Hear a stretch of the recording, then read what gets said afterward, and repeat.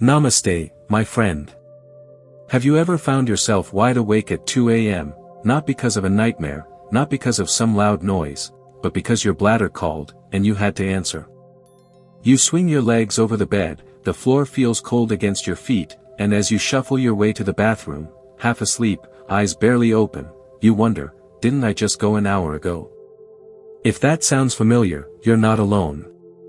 Let me tell you about a man named Raymond, 67 years old, from outside Milwaukee. Retired trucker. Tough guy. Raised 3 boys. Built his own garage with his bare hands. But this little thing, waking up 5 times a night to pee, was driving him nuts. He came to me one morning and said, "Doc, I'm not sleeping. I feel like a zombie. I can fix a carburetor in the dark, but I can't seem to fix this." What hit me most wasn't the frustration in his voice, it was the weariness. Raymond wasn't just tired. He was drained. Sleep, that once sacred retreat, had become a series of pit stops. And it was slowly stealing pieces of his life, his memory, his mood, even his sense of humor. You see, people often say it's just part of getting older. Everyone pees at night after 60, right? But let me tell you something from my 30-plus years of walking alongside men like you, just because something is common doesn't mean it's normal. Raymond didn't need pills or surgery. He just needed to understand that his body was trying to speak to him. And once he started listening, just a few simple changes here and there, he began sleeping through the night again. First it was 4 hours straight. Then 6. And now, I sleep better than my grandkids, he jokes. So if you've been waking up night after night, thinking this is just your new normal, I want you to pause for a moment. Because what's been waking you up may not be your bladder's fault, it may be something else entirely. Let me walk you through what's really happening behind the scenes, and how we can gently help you reclaim the rest you deserve. Let me ask you something, man to man. When was the last time you told someone, "I woke up 4 times last night just to pee"? Probably never. Most men don't. We keep it quiet. We brush it off. We think it's just part of aging, and maybe even a little embarrassing to admit. But here's what I've learned after 30 years in practice: behind those quiet nights, there's a hidden epidemic happening. It's not being talked about in the locker room. It's not mentioned over coffee with friends. But it's real. It's exhausting. And it's affecting more of us than you might think. Let me tell you about Paul, a 73-year-old Navy vet from North Carolina. Built like a bear, still wears his service cap with pride. When he first came to see me, he didn't talk about nighttime urination. He talked about being tired. Said his energy was shot, that he was dozing off in the afternoons and forgetting little things, like where he put his keys or what day of the week it was. It took some gentle digging, but eventually he admitted he was waking up 5, sometimes 6 times a night to use the bathroom. He just never thought to mention it. It felt like whining, he said. But here's the truth. It's not whining, it's warning. Interrupted sleep like that wrecks your body's ability to recharge. You miss out on deep sleep, the kind that rebuilds your brain, your muscles, your immune system. And over time, it shows up as more than just yawns. It becomes foggy thinking. Lower drive. A shorter fuse. Even trouble with blood sugar or blood pressure. The worst part? Most men think they're just getting old. But what they're really dealing with, is a body out of rhythm. And that rhythm, it can be fixed. Not with complicated medical stuff, not with expensive treatments, but with awareness, a little patience, and a few well-timed shifts in daily habits. Paul didn't need a new medication. He just needed a new understanding. And when he found it, his energy came back. His memory got sharper. His naps? Optional now. So if this feels like your story too, stay with me. You might be surprised by what's quietly throwing your nights, and your days, off balance. There's something I often say to my patients. Your body has a night crew, just like a factory. During the day, your organs are busy working, digesting, moving, thinking, reacting. But when you lie down to sleep, the night shift comes in. Their job: clean up and repair. Now here's the twist: your kidneys, bladder, and hormones are part of that crew. And when things are running smoothly, your body naturally slows down urine production at night. That's how you used to sleep through the night without issue when you were younger. So what changed? Let me tell you about Gary, a 70-year-old former school principal from Michigan. Sharp guy. Disciplined. Woke up like clockwork every night at 1:30, 3 o'clock, and 5:15. He assumed it was just part of aging. But when we talked, I asked him not just when he was waking, but how his days looked. Turns out, he drank very little water during the day, then loaded up in the evenings. Ate dinner late. Took a warm herbal tea at bedtime. Watched TV on his tablet until he dozed off. What Gary didn't realize was this: all those little habits were confusing his night crew. His kidneys thought they still needed to be on high alert. His body wasn't shifting into rest mode, it was staying in daytime mode while he slept. And when the body doesn't slow urine production at night, guess what happens? You wake up. Over and over. So no, your bladder isn't broken. Your body isn't giving up on you. It's just following the signals you're unintentionally sending. When Gary shifted a few simple things: more water earlier in the day, lighter dinners, no fluids after 7 p.m., his nights began to change. He started sleeping 4, 5, even 6 hours straight. I forgot how good that felt, he told me.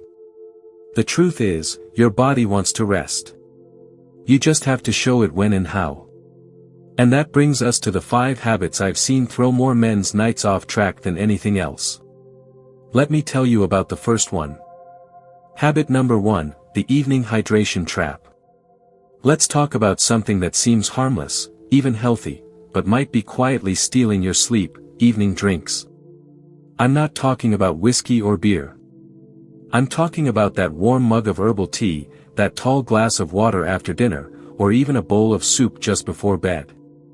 Let me introduce you to Don, 69, a retired firefighter from Colorado. Strong as an ox, still chops his own wood, but the man hadn't had a full night's sleep in years. He was waking up 3, sometimes 4 times a night to pee. He figured it was just his age, or maybe an old back injury acting up. But when we sat down and walked through his day, the problem jumped out. Don had gotten into the habit of hydrating in the evening. Coffee in the morning, maybe 1 glass of water during the day. Then, because he knew hydration was important, he'd drink 2 or 3 glasses of water with dinner, a big bowl of stew, and a cup of chamomile tea an hour before bed. That's over 24 ounces of fluid in just 3 hours before trying to sleep. I told him, your bladder isn't the problem, Don. It's just doing its job. You're giving it a full-time shift during the hours it's supposed to be off. The body is designed to slow down urine production at night, thanks to a hormone called vasopressin. But when you flood the system late in the evening, that signal gets overridden.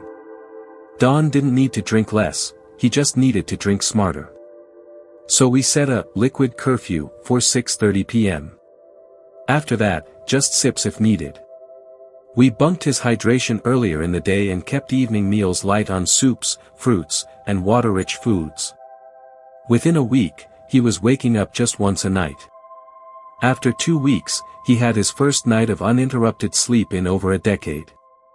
I still remember his text, "Doc, I slept like I was 40 again." So here's your takeaway: it's not about cutting fluids, it's about timing them right. And if this sounds like something you've been doing too, don't worry. You're not the only one. The next habit is just as sneaky, and it's sitting right on your dinner plate. Habit number 2, late dinners and hidden diuretics. Now let's talk about something most men never suspect: what's on your dinner plate and in your evening cup. Meet Ronnie, 72, a retired electrician from Georgia. Spent his life wiring homes, always had a sharp mind and steady hands. But lately, he told me, "Doc, I feel like a walking fog. I'm tired all day, and I can't remember the last time I slept more than 3 hours straight." When we looked at his evening routine, it sounded peaceful. Dinner at 8 p.m. with his wife, usually a nice salad with tomatoes and cucumbers, a little grilled fish, sometimes watermelon for dessert. Around 9 o'clock, he'd sip a cup of green tea while watching the news. Then off to bed. Here's what Ronnie didn't know: he was loading his body with natural diuretics right before sleep. Tomatoes, cucumbers, watermelon, green tea, all healthy in the daytime. But in the evening, they act like a silent alarm to your bladder. They gently push your kidneys into overdrive. Add in the late dinner, and now your digestive system and urinary system are both working the night shift, while you're just trying to sleep. I explained it like this: "Ronnie, your body wants to rest. But right now, it's still digesting and draining when it should be restoring." We made 2 simple changes. He moved dinner to 6 p.m., and he swapped the green tea for a warm, non-diuretic option like cinnamon water or just plain warm milk. He avoided high water content foods like watermelon after 4 p.m.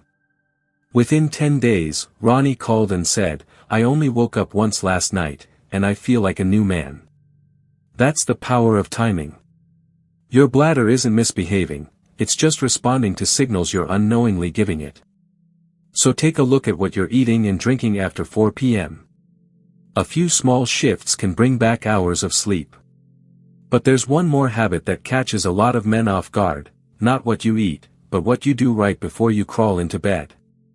Habit number 3, the just-in-case bathroom visit. Here's a habit most of us were taught when we were kids. Go to the bathroom before bed, just in case. It sounds smart, right? Empty the tank so you don't have to wake up later. But what if I told you this well-meaning ritual might actually be training your bladder to wake you up more often? Let me tell you about Eddie, 74, a retired police officer from New Jersey. Tough as nails, but gentle with his grandkids. He came in complaining that he couldn't get more than 2 hours of sleep without running to the bathroom. "I go before bed every night, sometimes twice," he said. "But it never helps." That's when I explained something most people don't know: your bladder is a muscle. And like any muscle, it learns habits. If you keep going to the bathroom when your bladder isn't truly full, just out of routine, it starts to expect that. It gets used to sending urgency signals earlier and earlier. So instead of needing to go at 300 or 400 milliliters like it should, it rings the alarm at 150 or less. That's barely a few sips of water. Eddie was surprised. "You mean I'm causing the problem by trying to prevent it?" "Exactly. So we tried a different approach. I asked him to wait until he really felt the urge, not just out of habit. If it wasn't there yet, he'd read a chapter from his old Western novel, stretch a little, or listen to quiet music. Within 2 weeks, his bladder started to relearn what full actually feels like. He went from 3 nighttime trips to 1. And on good nights? None at all. So here's the lesson: don't teach your bladder to panic early. Trust your body's real signals, not your old routines. And if you've been doing this just-in-case trip for decades, don't worry. You can retrain that pattern gently, just like Eddie did. Now, while we're on the topic of things that quietly confuse your bladder, let me tell you about something most men never think about: where, and how, you sleep. Habit number 4, sleeping posture that hurts your bladder. Most guys don't give much thought to how they sleep. You lie down, you close your eyes, and that's that. But the truth is, the way you sleep might be pressing on your bladder, and waking you up when you don't need to be. Let me introduce you to Harold, 71, a retired mechanic from Missouri. Spent his life under cars, knew every bolt and hose by name. But when it came to sleep, he was stumped. "Doc, I go to bed tired, but I'm up 3 or 4 times like clockwork," he said. "I cut out evening drinks. I eat early. Nothing's working." So I asked him a simple question: how do you sleep? He looked confused. On my stomach. Always have. That was it. You see, sleeping on your stomach, or even flat on your back with a big pillow, can put pressure on your lower abdomen. That pressure presses down on the bladder, sending your brain false signals that say, hey, it's time to go. It's not that your bladder's full. It's just being squeezed. We tried an experiment with Harold. I asked him to sleep on his left side, place a small pillow between his knees, and use a low, supportive pillow under his head to keep his spine straight. Within a week, the difference was night and day. He went from waking up 3 or 4 times, to once. His back pain also improved. Doc, he said, I thought it was just age. Turns out it was the way I was lying like a pretzel for 40 years. What's beautiful is how simple the fix was. No pills, no gadgets. Just giving his body the right alignment so it could rest without interruption. So if you've tried everything else, but still keep waking, take a moment tonight to notice how you're lying down. And while we're on the subject of comfort, there's one more piece to this puzzle, and it's hanging right in your closet. Habit number 5, room temperature and pajama mistakes. Here's one most men never think twice about: how warm your room is, and what you're wearing to bed. Let me tell you about Carl, 68, a retired postman from upstate New York. Spent decades walking routes in snow, rain, and blazing heat. Tough as they come. But every night, he was waking up drenched in sweat, and heading to the bathroom 2, sometimes 3 times. When I asked about his sleep environment, Carl shrugged and said, I like it warm. I bundle up. 2 flannel layers, socks, thick quilt, even in the summer. Makes me feel safe. But here's what was really happening: his body was overheating. When your core temperature rises too much during sleep, your body kicks into cooling mode. And one way it does that is by pulling extra fluid from your system and sending it through the kidneys, resulting in more nighttime urine production. You're not waking up because your bladder is full, you're waking up because your body is trying to cool itself down. I gently suggested a few changes. Swap the flannel pajamas for lightweight, breathable cotton. Crack the window slightly, or use a fan for airflow. Ditch the heavy quilt and layer light blankets instead. Carl was skeptical. Doc, I'll freeze to death. But he gave it a shot. Within 5 nights, he noticed a difference. By the second week, he was sleeping 5, sometimes 6 hours without waking. Turns out I wasn't freezing, I was sweating myself awake. The ideal sleep temperature? Around 65 to 68 degrees Fahrenheit, 18 to 20 degrees Celsius. And fabric matters. Cotton and linen breathe. Polyester and flannel trap heat. Carl's story is a reminder that small comforts can cause big disruptions.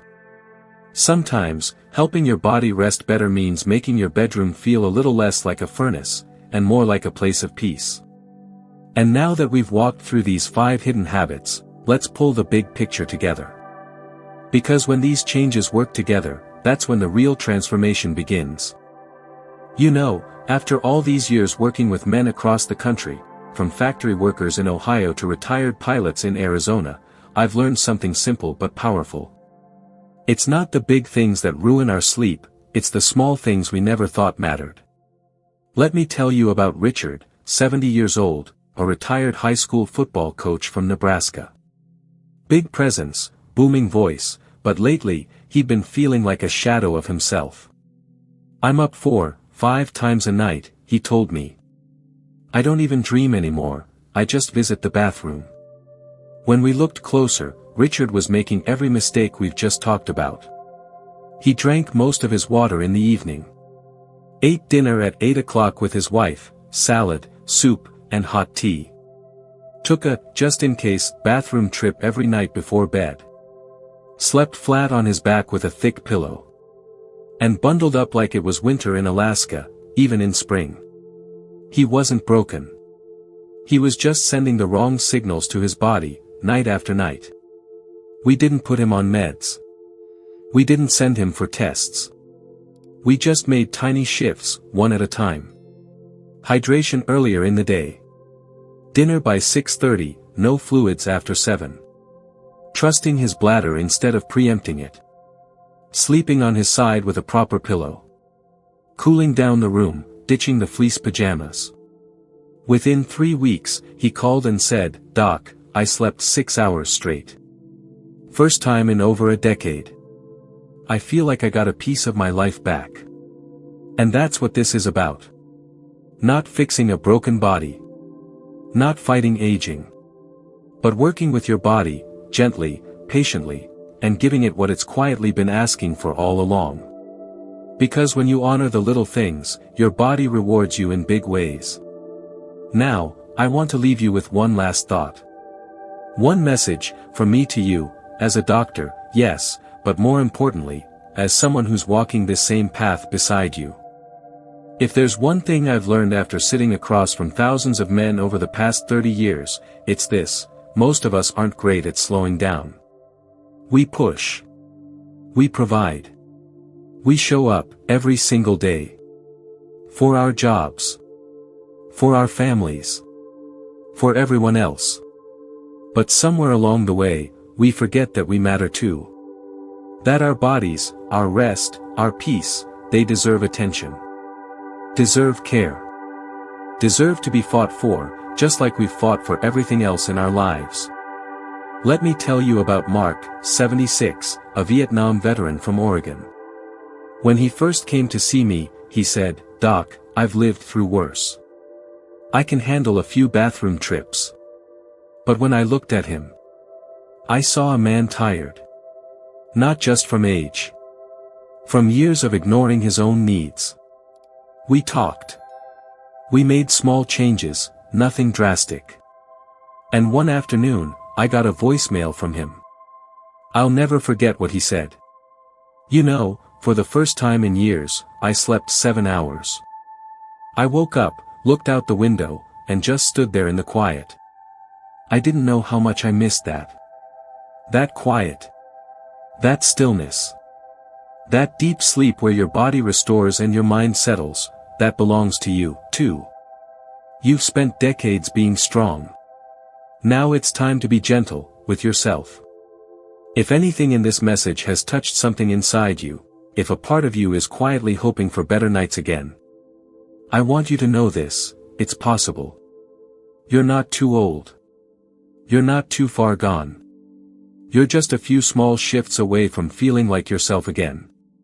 And if you'd like to keep walking this path with me, learning, healing, resting together, I'd be honored to have you here. You can click subscribe and turn on the bell so you don't miss the next video. And if you believe this kind of message matters, if it's helped you or someone you love, consider supporting our work. Even a small donation helps us reach more men like you, in quiet bedrooms across the country, who just want to feel whole again. You've carried the world long enough. Now let your body rest. I'll see you next time, my friend. Sleep well tonight.